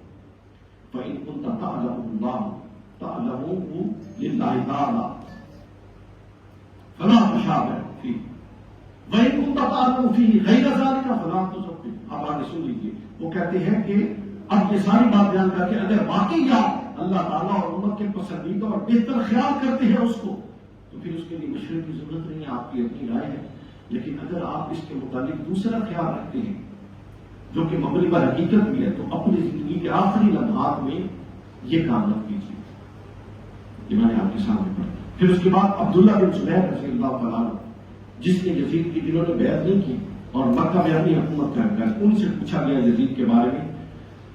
خلیفہ بن خیاط اپنی تاریخ میں اس کو بیان کرتا ہے صفحہ نمبر 252 پر. انہوں نے کہا اتا مرانی ببیع رجل یشرب الخمر، مجھے ایک ایسے شخص کی بیعت کا کہا جاتا ہے جو شرابی ہے، وَيَدْعُ الصَّلَاةَ، اور نمازوں کو چھوڑتا ہے، وَيَتَّبَعُ الصَّيْدَ، اور شکار کا راستے ہر وقت شکار پہ نکل رہتا ہے. ذرا تصور کر لیجیے. پھر اس کے بعد یہ اگلی جو میں بیان کرنے لگا ہوں، یہ کس نے بیان کیا؟ عبد الملک بن نوفل سے یہ روایت ہے، جس کو امام طبری نے بیان کیا. عبداللہ بن زبیر رضی اللہ تعالیٰ عنہ نے یہ بیان کر کے پھر امام حسین اور یزید کا تقابل کیا. فرمایا کہ حسین زہد نے کہا واللہ لقد قتلہ طویلا باللیل قیامہ قصیرا فی النہار صیامہ احق بہم وہم فیہ منہم، کہ اے سن لو لوگوں، حسین زہد ورا میں یزید کے فسق و فجور کا آپس میں تقابل کرتے تھے. اللہ کی قسم بے شک اس نے ایسے شخص کو شہید کیا یزید نے جو رات بھر قیام کرنے والا تھا، دن بھر روزے رکھنے والا تھا، اور ان لوگوں کی نسبت امور سلطنت کو سپرد کیے جانے کا زیادہ حقدار تھا، اور اپنے دین اور اپنی فضیلت میں ان سے بہت بہتر تھا. اللہ کی قسم وہ قرآن کے بدلے میں گمراہی لانے والا نہیں تھا، یہ گمراہی لانے والا اللہ تعالیٰ نے اللہ تعالیٰ کے خوف سے اور ان کے گرد اور بکا کی کوئی انتہا نہیں کی. وہ روزوں کو شراب سے بدلنے والا نہیں تھا، یہ روزوں کو شراب سے بدلنے والا. ان کی مجلس میں ذکر الہی ہوتا تھا، اس کی مجلس میں کتے کھیلے جاتے ہیں اور بندروں کا ناچ ہوتا. یہ باتیں انہوں نے بیان کی. پھر اس کے بعد آگے چلیے، حضرت یہ صحابہ کی باتیں بتا رہا ہوں سارے، ابھی کوئی تابعی ان میں سے نہیں ہے. حضرت ماقل بن سنان رضی اللہ تعالیٰ عنہ 63 ہجری میں ان کی وفات ہوئی ہے. 61 ہجری میں یہ واقع کربلا ہوا. عبد الرحمن بن زیاد الاشجعی اپنے والد سے روایت کرتے ہیں کہ حضرت ماقل بن سنان حضور کے صحابی تھے. ان سے پوچھا گیا یزید کے حوالے سے، تو کہتے ہیں رجل یشرب الخمر وینکح الحرم، وینکح الحرم. یہ بڑی خطرناک بات ہے. امام حاکم نے، آپ کی تاریخ کی روایت نہیں، امام حاکم نے المستدرک میں روایت کی حدیث نمبر 6220. صحابی ہے حضرت ماقل بن سنان، کہتے ہیں یزید ایسا بدکار شخص ہے کہ جو شراب پیتا ہے اور محرمات کے ساتھ نکاح کرتا ہے، جن کے ساتھ نکاح جائز نہیں ہے. ذرا آگے سنتے جائیے کہ بات کھولوں گا میں. وہ کون تھی؟ حضرت عبداللہ بن حنظلہ، جن کو غسیل الملائکہ کہتے ہیں، جن کو ملائکہ نے غسل دیا، ان کے صاحبزادے عبداللہ بن حنظلہ. رضی اللہ تعالیٰ عنہ بیان کرتے ہیں یا قوم، عبداللہ بن حنظلہ کی یہ بات سونے کے الفاظ سے مساجد کے بعد لکھنے والی ہے تاکہ آتے جاتے کو پتہ ہو کہ اس مسجد کے لوگوں کا یزید کے بارے میں کیا عقیدہ، اور یہ ہمارا نہیں ہے، یہ اللہ کے رسول کے صحابی کا عقیدہ۔ امام ابن سعد نے طبقات میں بیان کیا، ابن جوزی نے المنتظم میں بیان کیا، ابن اساکر نے تاریخ مدینہ میں بیان کیا۔ سنیے یہ ایک ایک لفظ سننے والا ہے حضرت عبداللہ کا، یا قوم، اے میرے لوگوں، اتقوا اللہ وحدہ لا شریک لہ، اللہ سے ڈرو جس کا کوئی شریک نہیں۔ فواللہ، قسم اٹھائی، ما خرجنا علی یزید حتی خفنا ان نرمى بالحجارۃ من السماء، گواہ ہوتا ہو کہ میں نے اس وقت تک یزید کی بیعت نہیں توڑی جب تک مجھے یقین ہو گیا اس کی بدکاریاں دیکھ کے کہ کہیں مجھ پر آسمان سے قوم لوط اور قوم عاد کی طرف کے پتھر نہ برس پڑے۔ آگے سنیے، ان رجلا، یہ وہ شخص ہے، ینکح الامہات، جو اپنی سوتیلی ماں کے ساتھ بدکاری کرتا ہے، اس کو اپنے نکاح میں دیکھتا ہے۔ کوئی روکے کہ ماں کے ساتھ یہ کام، تو کہتا ہے میں نکاح کرتا ہے سوتیلی ماں کے ساتھ، والبنات، اور سوتیلی بیٹی کے ساتھ، والاخوات، اور اپنی سوتیلی بہن کے ساتھ۔ اس سے بڑی بھی کوئی تباہی ہو سکتی تھی؟ کیا اب بھی نکلنا نہیں بنتا تھا؟ وَيَشْرَبُ الْخَمْرَ، اور شراب بھی، ہر وقت شراب پیتا ہے۔ وَيَدْعُ الصَّلَاةَ، اور نمازوں کو ضائع کرتا ہے۔ واللہ، پھر قسم اٹھائی، لَوْ لَمْ يَكُنْ مَعِي أَحَدٌ مِّنَ النَّاسِ، قسم اٹھاتے اور فرماتے ہیں کہ خدا کی قسم اگر لوگوں میں سے ایک بھی فرد اس ماں کے حق و باطن میں اپنی بہترین صلاحیتیں دکھا سکتا ہے تو اس کو چاہیے کہ دکھائے، یعنی اس کی کلابیں کو اتارے اور اس کی بہن کو توڑے۔ آپ اندازہ کریں۔ اور بہت سے حضرت عبداللہ بن ابی عمرو المخزومی، میں نے کتاب بتا دی ہے، اس کو پڑھتے رہے۔ عبداللہ بن ابی عمرو بن حفص المغیرہ المخزومی رضی اللہ تعالیٰ عنہ بیان کرتے ہیں کہ میں نے یزید کی بیعت سے اس لیے الگ ہوا ہوں، اس طرح الگ ہوتا ہوں جس طرح اپنا امامہ اپنے سے جدا کرتا ہوں، اور انہوں نے اپنا امامہ اتار کے باقی صحابہ کے سامنے رکھا۔ حضرت منذر بن زبیر بن العوام، حضرت زبیر بن عوام کے بیٹے بیان کرتے ہیں، واللہ انہ یشرب الخمر، یہ سب نکاح شرابی، کہتے ہیں کہ خدا کی قسم شراب پیتا ہے، وانہ لیسکر حتی یدع الصلاۃ، وہ شراب پیتا تھا حتیٰ کہ شراب میں اتنا دودھ ہوتا تھا کہ کئی نمازوں کا وقت گزر گیا، اسے پتہ بھی نہیں چلتا۔ پھر آگے بہت سارے لوگ، میں اس کو چھوڑتا جاتا ہوں۔ حضرت عمر بن عبدالعزیز رضی اللہ تعالیٰ عنہ بنو امیہ میں سے، مگر کیا بات ہے سبحان اللہ، عمر ثانی کہتے ہیں كنت عند عمر بن العزیز فذكر رجل يزيد فقال امير المؤمنين يزيد بن معاوية فقال تقول امير المؤمنين فامر به فضرب 20 صوتا، اس کے سامنے، ان کے سامنے کسی نے یزید کو کہا امیر المؤمنین، انہوں نے کہا تو اس بدبخت کو امیر المؤمنین کہتا ہے، اس کو 20 کوڑے لگاؤ جس نے یزید کو امیر المؤمنین کہا۔ آپ اندازہ کریں، امام حسن بصری رضی اللہ تعالیٰ عنہ فرماتے ہیں، کسی نے کہا کہ انا راضی عن اہل الشام، کیا آپ شامیوں سے راضی ہیں؟ فرماتے ہیں بہن اور شامیوں سے راضی، اللہ تعالیٰ نے تباہ و برباد کرے۔ کیا یہ وہی لوگ نہیں ہیں جنہوں نے رسول اللہ کے حرم مدینہ کو 3 دن تک مباح کیے رکھا، 3 دن تک اس کے باشندوں نے قتل عام رکھا، مسجد نبوی کی نماز معطل رکھی، رسول اللہ کی قبر انور پر گھوڑے اور خنجر باندھے اور الٹے کر کے باندھے، ابن کثیر نے لکھا ہے، تاکہ ان کی نیت رسول اللہ صلی اللہ علیہ وسلم کی قبر انور کے پاس ہو۔ یہ ایسے برباد تھے۔ 3 دن کے لیے مسلم بن عقبہ کو کہا کہ مدینہ مباح کرتا ہو، مدینہ میں کسی کو مارو، لوٹو، جو مرضی کرو۔ مدینہ کی 1000 وہ عفت ماں بیویاں جو صحابیات تھیں یا صحابہ کی بیٹیاں تھیں، ان کے ساتھ انہوں نے بدکاریاں کی، اور 1000 ابن کثیر کہتا ہے 1000 معصوم لڑکیاں حاملہ ہوئی۔ اور حضور نے فرمایا تھا، صحیح بخاری کے اندر اس میں بات فضائل مدینہ، حضور نے فرمایا جو اہل مدینہ کو تکلیف دے کے ظلم کرے وہ ایسے پانی میں گلے جیسے نمک گل جاتا۔ پھر مکہ پر چڑھائی کی، کعبۃ اللہ کے تقدس کو پامال کیا حضرت عبداللہ بن زبیر سے مار کے، اور کعبے کا خلاف جناب دیا، اور کعبۃ اللہ کو منجنیکوں سے جناب اس کو گرایا حتیٰ کہ کعبے کی عمارت ہو گئی۔ تو میں نے آپ کو 2-3 یعنی کچھ ٹوٹکے بتائے، تو بتائیے کہ کیا اس کے خلاف کھڑا ہونا نہیں بنتا؟ پھر امام حسین کا اگلا مقصد سنیے. آج یہ ذہن میں رکھیں، مقصد پر بات ساتھ ساتھ ہونی چاہیے. آج اگر آپ کی یاریاں اور دوستیاں شرابیوں کے ساتھ ہیں، آپ نے اٹھنا بیٹھنا شرابیوں کے ساتھ ہے، اور یہاں سے حسین کا ذکر کر کے آپ جا رہے ہیں کہ اب آپ بخشے گئے، اب آپ جو مرضی کریں، تو سمجھ لیجیے کہ آپ اٹھائے گے ضرور کی توقع نہیں کریں، کیونکہ حسینیت عمل کا تقاضا ہے. امام حسین نے اس لیے قربانی نہیں دی تھی کہ ہم ان کے لیے مجلس سجا کے ان کا ذکر کریں اور اپنا کردار اور اپنا معاشرہ اور اپنی گلی اور اپنا محلہ اور اپنے گھر کا ماحول یزید جو بنا رہے. ایسے نہیں ہے. اسی کو اقبال نے کہا تھا کہ یہ شہادت دے اپنے قدم رکھنا ہے. لوگ آسان سمجھتے ہیں مسلمان ہونا، یہ آسان نہیں ہے، کچھ تقاضا کرتا ہے. دین سارے قربانی جیب میں رکھیں. آپ فجر کے لیے اٹھتے ہیں، نیند قربان کرتے ہیں، وقت قربان کرتے ہیں، روزہ رکھتے ہیں، بھوک قربان، خواہشات قربان کرتے ہیں، حج پہ جاتے ہیں، میاں بیوی قربان کرتے ہیں، اپنا آرام قربان کرتے ہیں، سفر کرتے ہیں. ہر شہر کے اندر ایک قربانی کے اگر آپ ہوتے ہیں. حسین نے اس ساری قربانیوں کو جمع کر دیا. پھر قرآن نے کیا کہا؟ وَلْتَكُن مِّنكُمْ أُمَّةٌ يَدْعُونَ إِلَى الْخَيْرِ. کہ کیا اچھی بات ہے کہ تمہیں ایک طبقہ ہونا چاہیے. تمہیں کیا ہونا چاہیے؟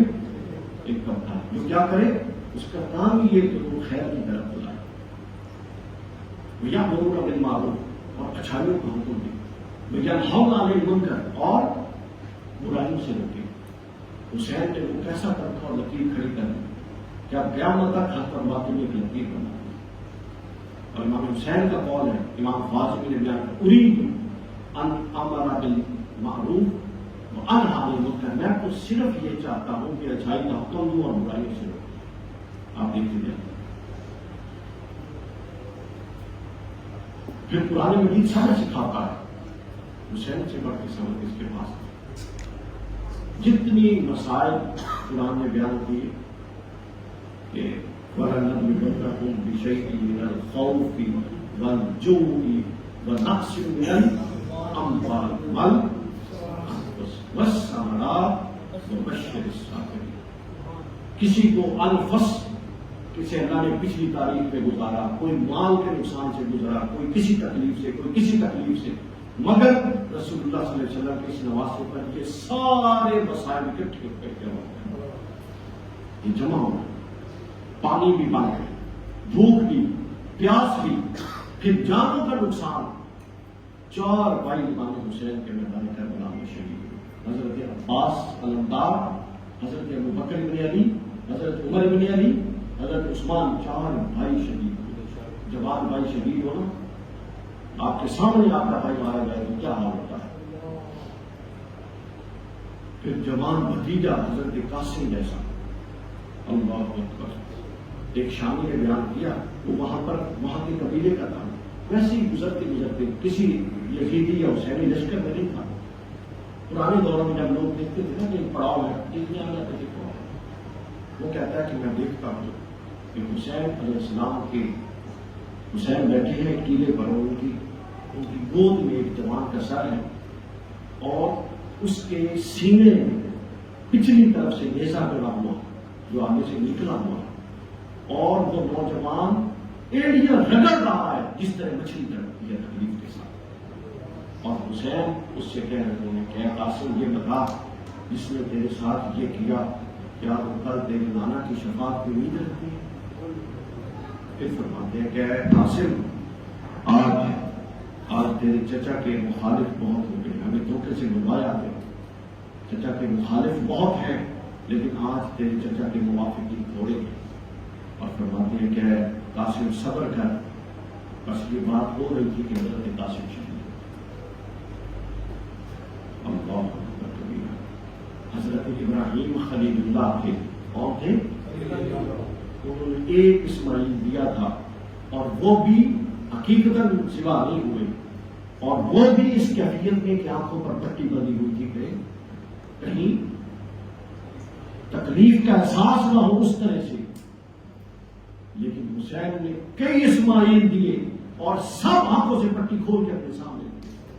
تو حسین کیوں نہیں ہے خلیل اللہ؟ وہ بھی اللہ کا خلیل. پھر بیٹا دیا علی اکبر جیسا، حضرت علی اکبر جیسا بیٹا، جوان بیٹا، 22 23 24 سال، یہ روایتیں 18 سے شروع ہو کے 22 23 اور فرماتے ہیں کہ امام حسین علیہ السلام 56 سال کی عمر میں میدان کربلا میں آئے اور آپ کی سر اور داڑھی پہ کوئی بات سفید نہیں تھی، لیکن علی اکبر کا لاشا لے کر جب پہنچے ہیں خیموں میں تو پورا کا پورا سر سفید ہو چکا اور کمر جھک چکی تھی، حسین بوڑھے ہو چکے۔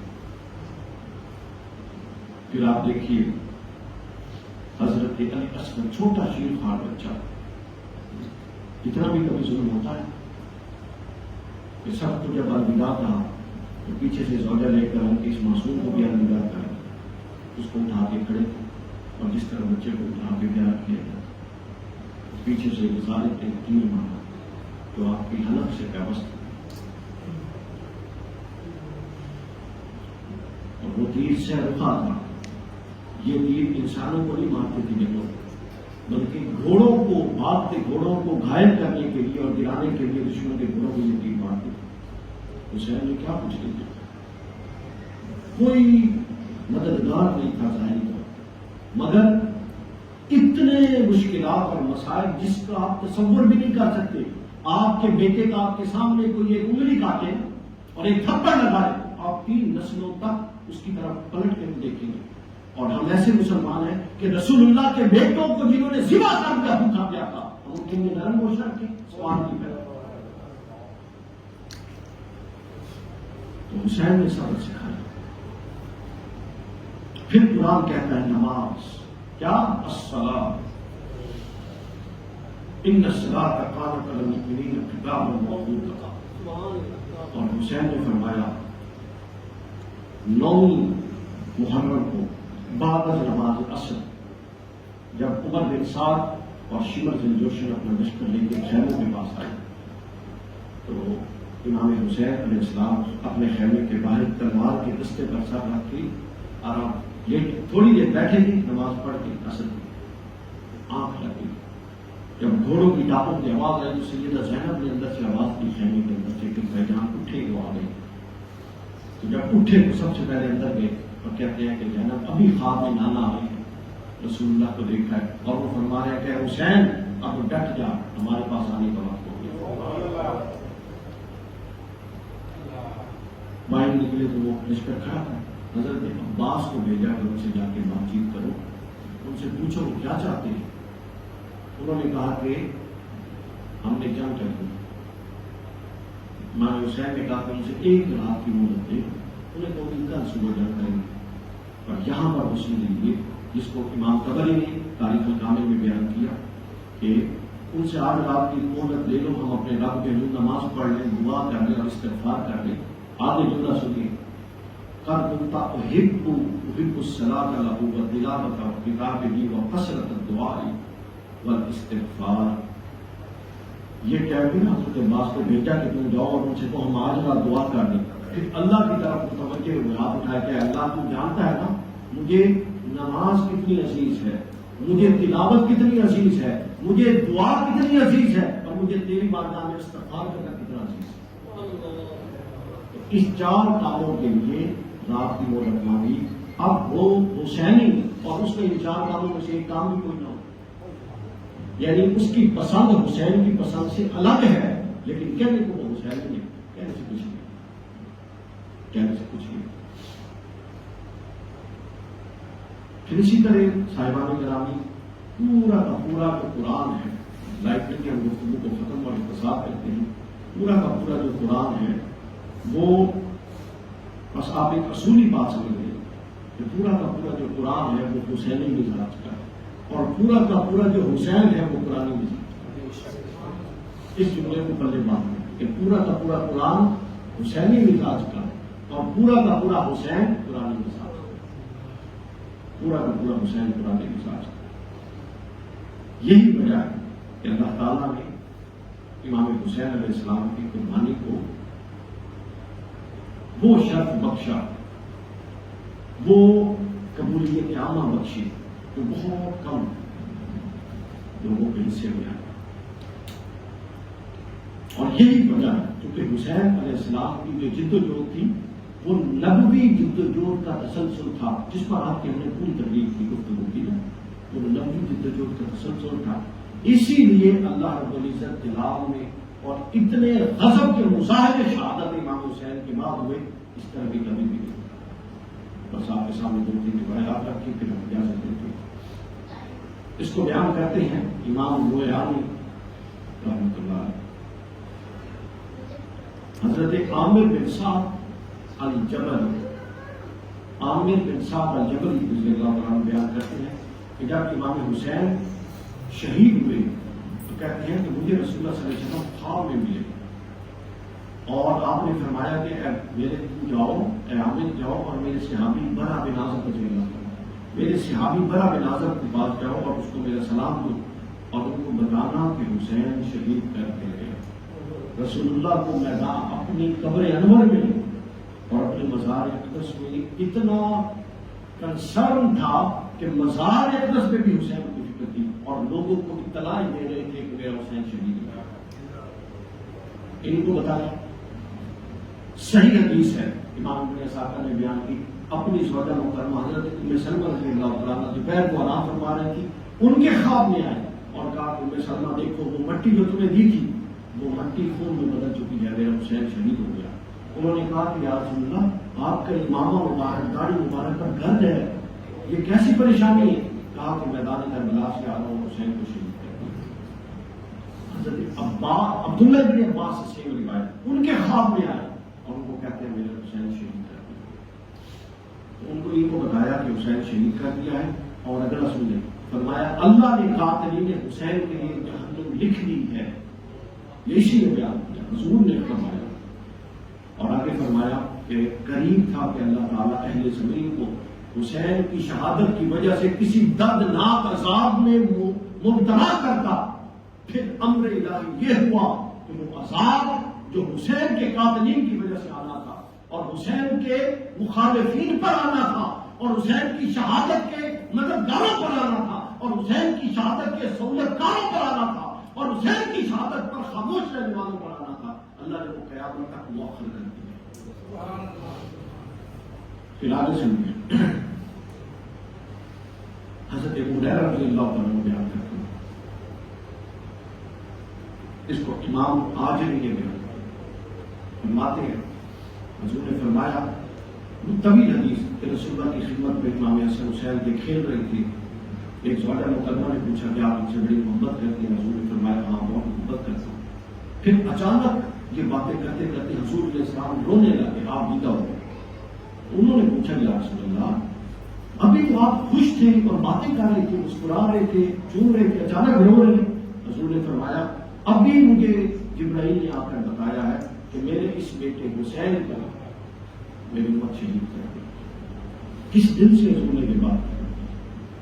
اور حضور کو حسین اس لیے بھی پیارا تھا کہ اپنا بیٹا ابراہیم دیکھ کر حسین کو بچایا.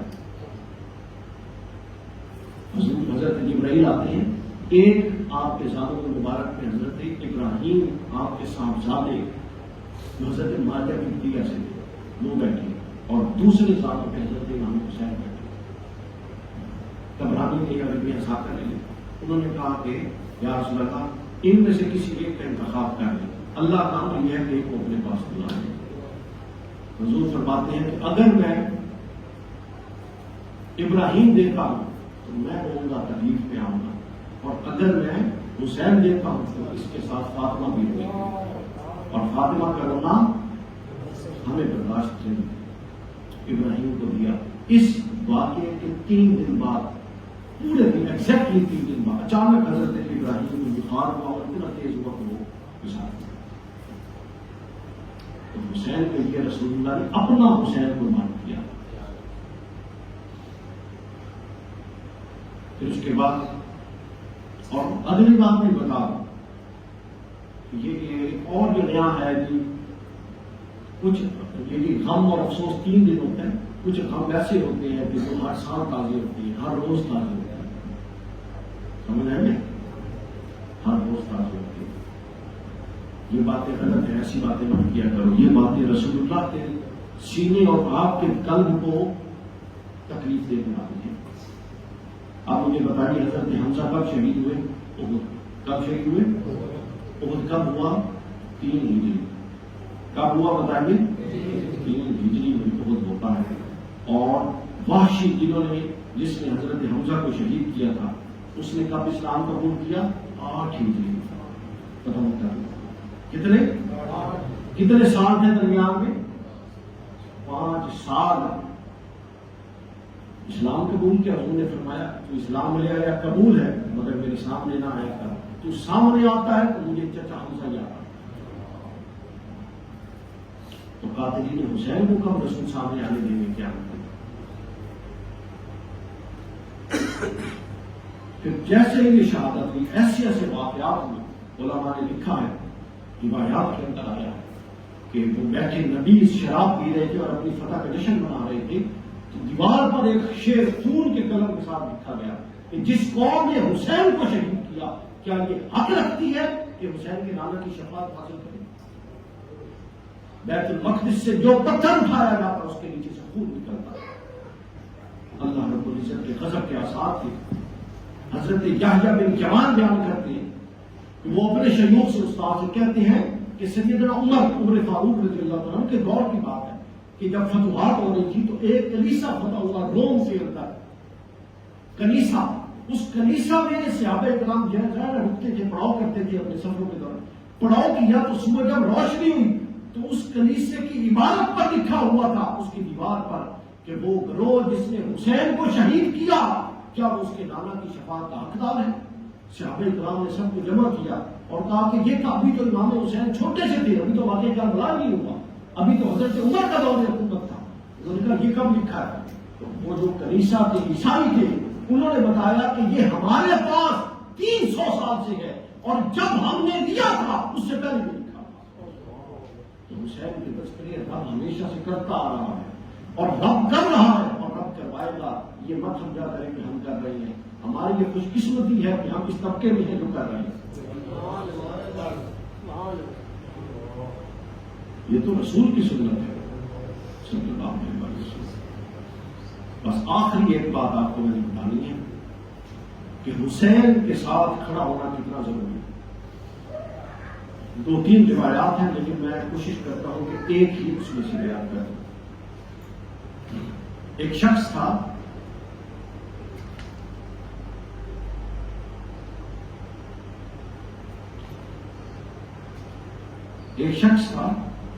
جس نے فضل بن زبیر اس روایت کو بیان کرتے. ایک شخص کے پاس میں بیٹھا تھا تو ایک اور شخص آ کر بیٹھ گیا.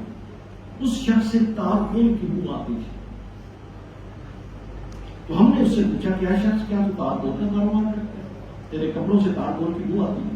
اس نے کہا نہیں، میں نے تو کبھی بھی تارکول دیکھی. انہوں نے کہا پھر یہ بو کیسی؟ انہوں نے کہا پھر یہ بو کیسی؟ اس نے کہا میں ان لوگوں میں شامل تھا جو عمر بن صاحب کے لشکر میں تھی. عمر بن صاحب کے لشکر جس نے امام حسین کو شہید کیا لشکر میں تھی اور میں انہیں لوہے کی میخیں بیچا کرتا. جہاں لوگ پرانے دوروں میں خیمے لگاتے تھے تو قریبی کاروباری وہ میخیں بیچنے کے لیے آ جاتے تھے. جب رات کی تاریکی چھا گئی تو میں لیٹ گیا.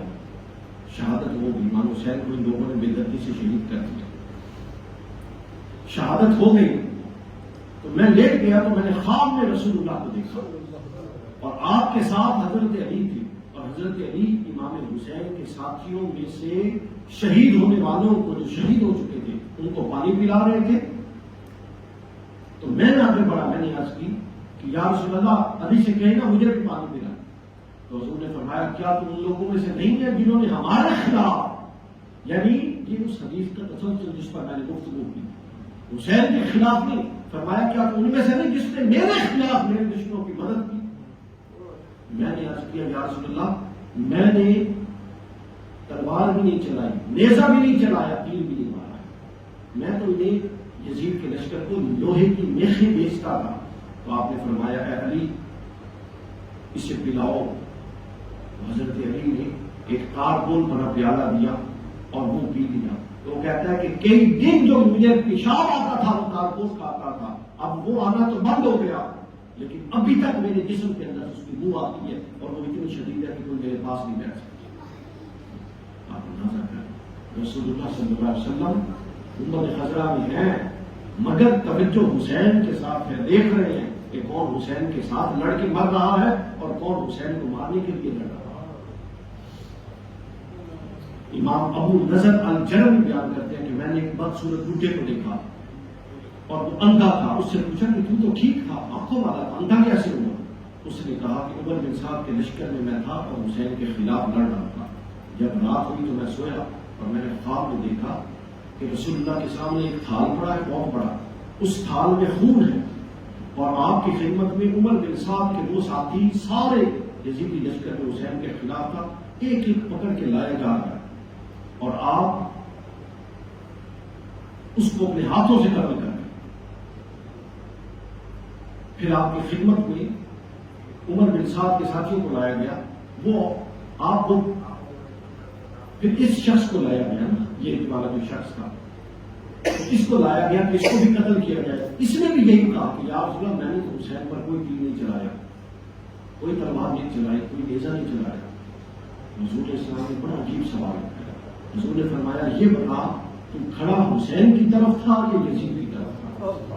یہ سوال بات ہے کہ تیر کتنے چلائے؟ اس نے کہا کہ یزید کی طرف تھا۔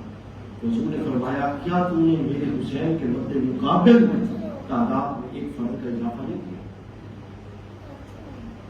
آپ نے فرمایا ہم عدل کریں گے، جس نے حسین کو مارا ہے وہ ذبح ہوگا۔ اس کو بلایا، ایک پر ملا، اپنے پر اس پر کے ساتھ رسول اسلام نے اس کی دونوں آنکھوں کے درمیان کچھ لکھا، اس کو اٹھا تو انداز کیا۔ آپ اندازہ کریں تو رسول اللہ صلی اللہ علیہ وسلم یہ بھی ملاحظہ فرما رہے ہیں کہ کون حسین کے ساتھ کیا کر رہا ہے، کون حسین کے ساتھ کیا کر رہا ہے۔ تو لہٰذا اگر وہ میدان کربلا میں مظاہرہ کر رہے ہیں تو جو حسین کا تذکرہ کرتے ہیں ظاہر ہے ان سے رسول اللہ کا دل بھی خوش ہوتا ہے۔ صاحبان اصل چیز یہ ہے کہ ہم اپنا شمار حسینیوں میں کروائیں اور ان حسینیوں میں کروائیں جو نہ صرف حسین کے نام لیوا بلکہ حسین علیہ السلام کے کردار کے حامل، حسین علیہ السلام کی فکر کے حامل، جس مقصد کے لیے حسین نے قربانی دی۔ حسین کہتے تھے کہ یہ شرابی ہے، اگر ہم نے شرابوں پینی ہے شرابی اور شرابیوں کے ساتھ رہنا ہے تو پھر حسینیوں کے ساتھ تو ہمارا کیا تعلق۔ حسین کہتے تھے کہ یہ بدکار ہے، اگر ہم نے بدکاروں کے ساتھ رہنا ہے اور بدکاری کرنی ہے تو پھر حسینیت کے ساتھ کوئی تعلق نہیں۔ حسین کہتے تھے یہ خائن ہے، اگر ہم نے خائنوں کے ساتھ رہنا ہے تو ہمارا پھر حسینیت سے کوئی تعلق نہیں۔ حسینیت تقاضا کرتی ہے بدلنے کا، حسینیت تقاضا کرتی ہے انصاف کا، حسینیت خیانت کے خلاف ایک جنگ ہے، اور حسینیت اگر آپ نے نماز نہیں پڑھی اور آپ کا حسین کے ساتھ تعلق ہے تو کیسا تعلق؟ امام حسین آخری بات، امام حسین جمعے کا دن تھا، لڑ رہے تھے، گھوڑے پر تھے اور آسمان کی طرف دیکھا تو سورج اتنا ڈھلا کہ ظہر کی نماز یعنی جمعہ یا ظہر کی نماز کا وقت داخل ہو گیا۔ اور شریعت کا مسئلہ یہ ہے کہ جب آپ کے ہوش و حواس میں وقت داخل ہو جائے وہ نماز پڑھ جائے۔ اور حسین دیکھ رہے تھے کہ یہ دوبارہ موقع ملنے والا نہیں تھا کہ سب شہید ہو گئے۔ حسین علیہ السلام نے وہیں پر نماز کے لیے دیکھا اور پیچھے سے کسی بدبخت نے نیزہ مارا تو آپ کی گردن کے پیچھے کی طرف سے لگا اور اسی نیزے کی تکلیف سے اور شدت سے آپ زمین پر تشریف کی، اور اس نماز کا جس کی نیت گھوڑے پر بیٹھ کے کی تھی سجدہ زمین پر، اور اس سجدے سے سر نہیں اٹھایا تھا کہ شمر بدبخت نے آپ کا سر پیچھے سے کر دیا۔ پھر امام حسین کے ساتھ بڑا ظلم ہوا۔ امام حسین کے جسم اتھر پر شہادت کے بعد گھوڑے دوڑے گئے، عراقی گھوڑے، مصری گھوڑے دوڑے گئے، آپ کا لباس بھی لوٹ لیا گیا، انگوٹھی بھی اتار لی گئی، امامہ بھی، تلوار بھی، گھوڑے دوڑائے گئے۔ پھر خیموں کو جلا دیا گیا، پھر سیدزادیوں کو، رسول اللہ کی صاحبزادیوں کو، سیدہ فاطمہ کی بیٹیوں کو زنجیریں اور کڑیاں پہنا کے قیدی بنا کے کھلایا گیا شہر سے۔ پھر یزید کے دربار میں لا کے ان کو قیدی کے طور پہ اس سیڑھی پر ابن کثیر البدایہ و نہایہ پڑھ ہی نہیں سکتا انسان کے رونگٹے کھڑے ہو جائے، دل چاہتا ہے کہ کلیجہ پھٹ جائے۔ اس سیڑھی پر کھڑا کیا جہاں قیدیوں کو اس لیے کھڑا کیا جاتا ہے کہ ان کا تماشا بنے اور لوگ دیکھیں۔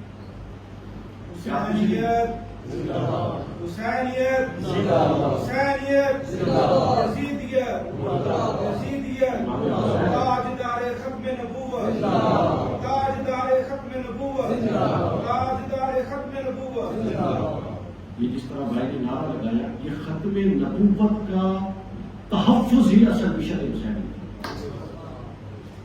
کیونکہ آپ حسین جانتے تھے نبی کو آنا کسی نے، تو لہٰذا وہ ذمہ داری تھی امام حسین نے کوئی۔ اللہ تعالیٰ آپ سب لوگوں کی حاضری قبول فرمائے اور ہمیں امام حسین علیہ السلام سے محبت، اہل بیت سے محبت اور اہل بیت کی سیرت عطا فرمائے۔ وما علینا الا البلاغ۔